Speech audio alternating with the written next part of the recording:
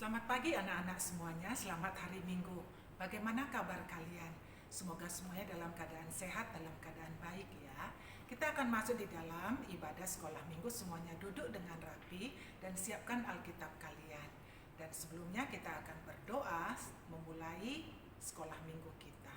Lipat tangan dan tutup matanya.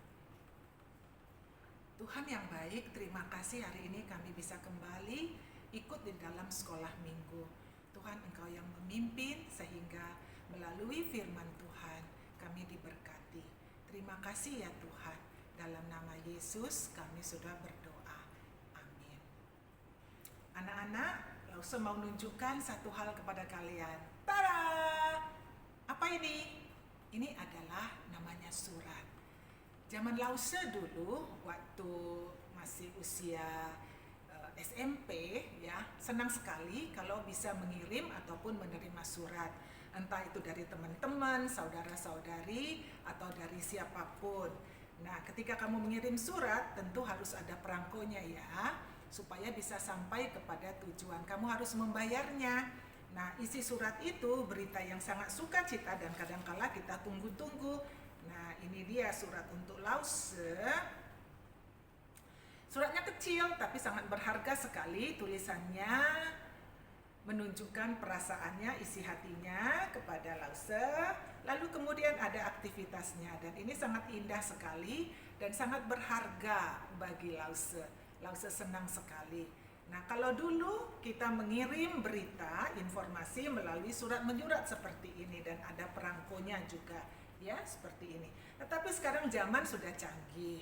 Mengirim berita bisa melalui apa?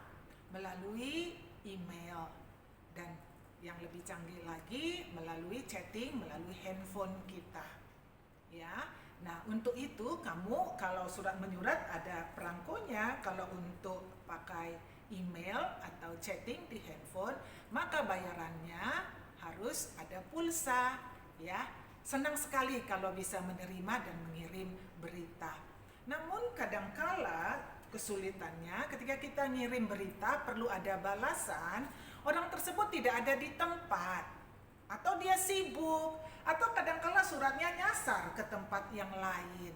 Wah, balasannya tidak langsung bisa kita terima ya, tidak bisa langsung kamu terima. Tapi anak-anak, tahukah kamu tidak demikian halnya dengan Tuhan. Kamu bisa berbicara, berhubungan dengan Tuhan kapan saja. Dan untuk itu tak perlu bayar karena sudah dibayar melalui pengorbanan Tuhan Yesus di atas kayu salib. Nah, kamu tahu bagaimana kamu bisa mengalaminya? Tertulis di dalam ayat hafalan kita Perjanjian Lama, Yeremia 33 ayatnya yang ketiga. Lause bacakan ya, Yeremia 33 ayatnya yang ketiga. Berserulah kepadaku, maka aku akan menjawab engkau dan akan memberitahukan kepadamu hal-hal yang besar dan yang tidak terpahami, yakni hal-hal yang tidak kau ketahui. Sekali lagi ya, Yeremia 33 ayat 3. Berserulah kepadaku, maka aku akan menjawab engkau dan akan memberitahukan kepadamu hal-hal yang besar dan yang tidak terpahami, yakni hal-hal yang tidak kau ketahui. Nah, anak-anak, Lause sudah tuliskan itu di dalam alat peraga supaya kita bisa lebih mudah belajarnya dan juga bisa menghafalnya. Tetapi ini tetap adalah firman Tuhan. Alamatnya di Yeremia pasal 33 ayat 3. Dituliskan, berserulah kepadaku, maka aku akan menjawab engkau dan akan memberitahukan kepadamu hal-hal yang besar dan yang tidak terpahami. Nah, anak-anak, apa artinya? Kalau kamu melihat di sini ada tulisan di Alkitab ini, ku dan aku itu huruf besar. Itu menunjukkan kepada Tuhan. Lalu kalau kamu ada melihat hurufnya yang kecil, engkau dan mu, ini menunjukkan kepada kita semua, Lause dan juga anak-anak. Termasuk di dalamnya kamu Yoel, kamu Clara, kamu Owen, kamu Adriel, Mima, dan semua anak-anak sekolah minggu termasuk juga Lause di dalamnya. Lalu ayat ini berkata, berserulah kepadaku. Apa artinya? Berserulah kepadaku. Artinya bahwa kamu bicara kepada Tuhan di dalam doamu untuk meminta pertolongan. Kalau kamu sudah punya Tuhan Yesus di dalam hatimu dan kamu sudah pernah minta Yesus jadi juru selamatmu, kamu bisa berseru kepada Tuhan kapan saja, di mana saja, dan kamu percaya bahwa Dia mendengar, menjawab, dan Dia memberikan yang terbaik bagi kamu. Lalu, kalau kamu sudah berseru kepadaku, kepada Tuhan maksudnya, apa yang terjadi? Maka Tuhan akan menjawab engkau dan akan memberitahukan kepadamu hal-hal yang besar dan yang tidak terpahami.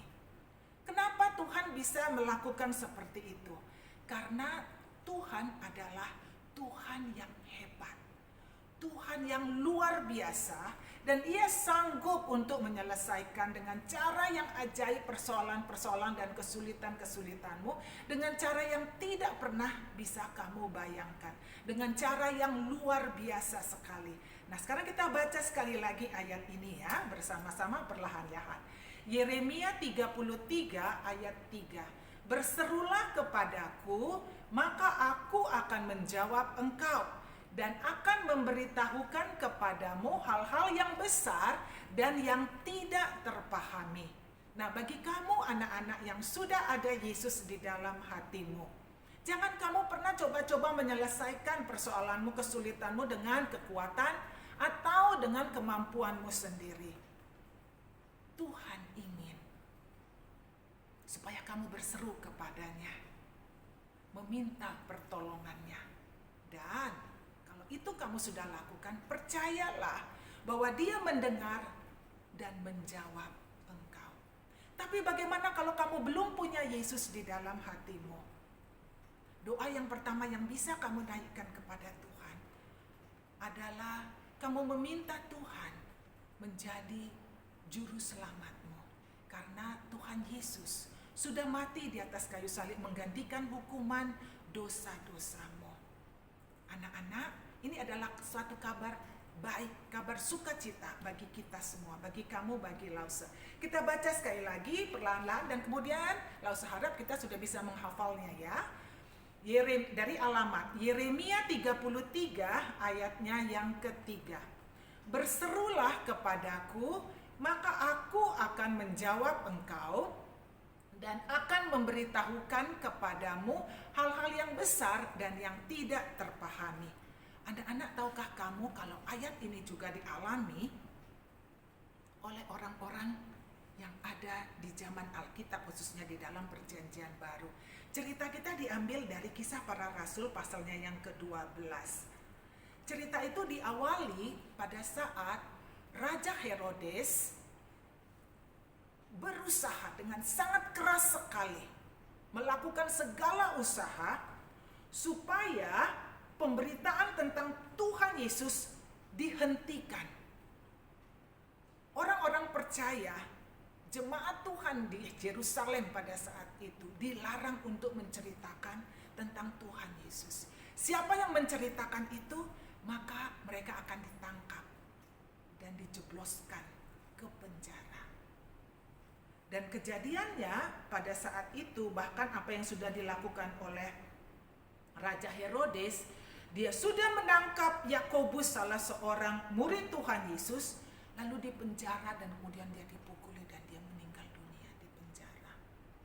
Tapi itu tidak menyurutkan, memberhentikan semangat para murid-murid Tuhan Yesus, bahkan orang-orang yang sudah percaya untuk menceritakan tentang Tuhan Yesus kepada orang-orang lain. Kenapa mereka begitu sangat semangatnya? Mereka mau menceritakan bahwa Yesus itu adalah anak Allah. Dia yang sempurna, yang tidak ada dosa, yang datang ke dalam dunia ini. Karena apa? Karena Tuhan sangat mengasihi manusia. Walaupun manusia berdosa, dikatakan oleh Alkitab, Tuhan sangat mengasihi. Mengasihi Jacob, Jamie, Clara, Lause Jessica, dan semua anak-anak, semua lause-lause juga dikasihi oleh Tuhan. Alkitab menuliskan manusia yang dikasihi oleh Tuhan itu adalah manusia yang berdosa dan dia harus dihukum, terpisah dari Allah untuk selama-lamanya. Dan Tuhan sendiri yang menyediakan jalan untuk menyelamatkan manusia yang berdosa ini. Melalui apa? Melalui Yesus Kristus yang datang lahir ke dalam dunia ini tanpa dosa. Dan dia tumbuh besar dan banyak orang-orang tidak suka kepada dia. Lalu kemudian mereka sepakat menyalibkan dia di atas kayu salib. Ketika dia disalibkan, tangan dan kakinya dipaku. Darah keluar dari tubuhnya. Dan darahnya itulah yang mengampuni dosa-dosa kamu. Dia mati di atas kayu salib, dia dikuburkan, dan kemudian dia hidup kembali pada hari yang ketiga. Dan kemudian tidak lama dia kembali ke surga. Ngapain?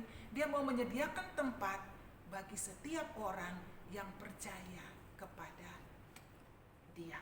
Anak-anak, kamu tahu, ini adalah merupakan kabar baik, bukan? Kabar sukacita, di mana Tuhan ingin banyak orang mengetahuinya, banyak orang mengalaminya, dan kabar inilah yang diceritakan oleh murid-murid Tuhan Yesus dan orang-orang yang percaya pada saat itu. Dan Raja Herodes, dia melihat ada Petrus menceritakan tentang Tuhan Yesus itu kepada banyak orang. Tidak lama dia ditangkap dan dimasukkan ke dalam penjara. Penjagaan terhadap Petrus itu berlapis supaya dia tidak boleh lepas, dan waktu sudah ditentukan bagaimana dia harus dihadapkan ke banyak orang dan dia diadili dan mau ditentukan hukumannya apa. Nah, pada saat itu suasana begitu sangat mencekam sekali. Tetapi tahukah kamu, di satu tempat tersendiri sekelompok orang-orang, siapa mereka? Alkitab menuliskan mereka adalah orang-orang yang percaya kepada Tuhan Yesus. Para jemaat ini, mereka ingin supaya Petrus bisa dibebaskan dari penjara. Tetapi rasanya kok mustahil ya.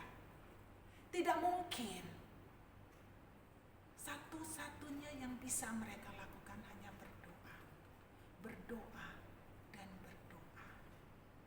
Anak-anak, kamu tahukah? Ketika kamu berdoa, pelajaran Alkitab kita hari ini mengajarkan Tuhan mendengar dan menjawab ketika engkau berseru kepadanya. Apa yang kamu alami kadangkala kamu direndahkan, dipermalukan di depan banyak orang, atau di tengah-tengah keluargamu. Rasanya sungguh sangat tidak nyaman. Rasanya tidak ada cara yang bisa menyelamatkan kamu dari situasi yang sulit ini, melepaskan kamu dari situasi yang tidak nyaman itu. Tetapi kamu tahu, ada cara. Hari ini kamu belajar. Kamu bisa datang kepada Tuhan, berseru kepada Dia, minta pertolongannya, dan percayalah bahwa Tuhan mendengar dan menjawab ketika engkau berseru kepadanya. Karena kamu tahu tidak ada yang mustahil bagi Tuhan. Dan inilah yang dipercayai dan yang diyakini oleh Petrus, sehingga malam sebelum dia diperhadapkan kepada banyak orang, dia bisa tidur dengan nyenyak. Kamu pikir apakah dia malam itu dia marah, nangis, kecewa? Enggak. Dia lihat tidur dengan nyenyak walaupun dikawal oleh 2 prajurit di kiri dan di kanannya, dan tangannya dirantai supaya dia tidak lepas. Dia tidur dengan nyenyak sekali karena dia percaya kepada Tuhan. Dan kamu tahu apa yang terjadi ketika dia waktu tidur dengan sangat nyenyak menunggu untuk esok hari, tiba-tiba malaikat datang.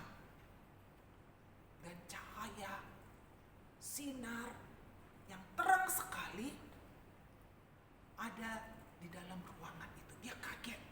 Lalu ditepuklah pundaknya sama malaikat itu, dan malaikat itu berkata kepadanya, bangunlah segera, lalu ikatlah pinggangmu, pakailah sepatumu dan jubahmu. Dan pada saat itu, seketika itu juga rantai lepas. Wah, dia kaget sekali. Dia bangun, lalu kemudian ikut dengan tenangnya sampai keluar bersama dengan malaikat. Lalu ketika melewati pintu gerbang besi yang besar, pintu gerbang itu pun terbuka sendirinya. Dia sampai di luar dan kemudian dia lihat malaikatnya sudah tak ada. Lalu dia bilang, sekarang tahulah aku betul-betul bahwa Tuhan sudah menyelamatkan aku dari tangan Herodes. Segera saat itu dia pergi ke satu tempat yang dia tahu di mana teman-teman saudara-saudarinya sedang berkumpul. Dia ketuk pintu rumah, pintu gerbangnya. Lalu kemudian ada seorang hamba perempuan lihat. Namanya Rode. Rode, oh itu Petrus sudah lepas dari penjara. Tapi dia gak percaya. Saking girangnya, dia bilang sama teman-temannya di sana, teman-teman, Petrus sudah lepas dari penjara. Oh enggak, kamu itu mengigau, kamu itu mimpi, gak mungkin katanya gitu. Oh betul. Mereka gak yakin bahwa Petrus sudah lepas dari penjara. Anak-anak yang dikasih oleh Tuhan, bagi kamu yang sudah percaya kepada Tuhan Yesus, pelajaran hari ini adalah Tuhan mendengar dan menjawab ketika engkau berseru kepadanya. Kuasanya sungguh sangat besar dan bisa memperdulikan kamu. Dan jawaban Tuhan kamu lihat seperti lampu di jalan. Merah, berhenti, kuning, siap-siap, lalu hijau, jalan. Nah, di dalam jawaban doa kamu, bahkan sebelum kamu selesai berdoa, Tuhan sudah menjawab ya. Tapi apakah senantiasa selalu Tuhan jawab ya? Tidak. Kadangkala Tuhan mengizinkan bahwa kamu atau orang yang kamu doakan melewati kesulitan itu. Dan kadangkala jawabannya juga tunggu atau tidak. Tetapi apapun yang menjadi jawabannya, kamu tahu bahwa itu adalah jawaban yang terbaik yang Tuhan berikan kepada kamu. Nah, situasi sulit apa yang sedang kamu alami saat ini? Ketika kamu dibully, rasanya begitu sangat sedih sekali dan hatimu begitu sangat susah. Saat ini ada wabah virus corona. Kamu merasa tidak pasti kapan ini berakhir. Kamu kadangkala bertanya, di mana Tuhan? Apakah Tuhan peduli kepadaku? Dan apakah aku bisa terus percaya kepada Tuhan? Ingatlah ayat hafalan kita. Yeremia 33 ayat 3. Berserulah kepadaku, maka aku akan menjawab engkau dan akan memberitahukan kepadamu hal-hal yang besar dan tak terpahami. Tuhan pasti menjawab dan melakukan hal-hal yang tidak pernah kamu bayangkan, yang terbaik bagi kamu karena engkau berdoa, meminta pertolongannya. Dia berkuasa, dia sanggup lakukan itu. Dan bagimu, kamu harus percaya kepada Tuhan. Nah, anak-anak, murid-murid pada saat itu dan orang-orang percaya ketika dia mendengar apa yang dikatakan oleh Rode, hamba perempuan itu. Ketukan di luar semakin keras. Lalu mereka ramai-ramai keluar, membuka pintu dan pintu gerbang. Mereka betul melihat Petrus. Petrus lalu disuruh masuk dan Petrus bilang, jangan berisik. Lalu kemudian dia menceritakan bagaimana Tuhan sudah melepaskan dia. Mereka takjub dan mereka mengalami Tuhan berkuasa menjawab doa-doa mereka. Anak-anak, bagaimana dengan kamu? Kamu yakin dan percaya bahwa Tuhan memakai kuasanya untuk memperdulikan kamu, menjawab doa-doa kamu. Anak-anak, dia peduli kepadamu. Hari ini kamu belajar bahwa Tuhan mendengar dan menjawab ketika engkau berseru kepadanya. Persoalan kesulitan apakah yang kecil, yang besar, atau kamu rasa mustahil, maukah kamu sampaikan kepada Tuhan? Berserulah kepada Tuhan di dalam doamu. Percayalah bahwa Tuhan mendengar dan menjawabnya. Hari ini Lause kasih kamu kesempatan untuk berdoa dengan tenang. Kamu bisa utarakan kepada Tuhan situasimu, ceritakan kepadanya, dan minta supaya Tuhan lakukan yang terbaik untukmu. Lalu kemudian nanti Lause akan tutup di dalam doa.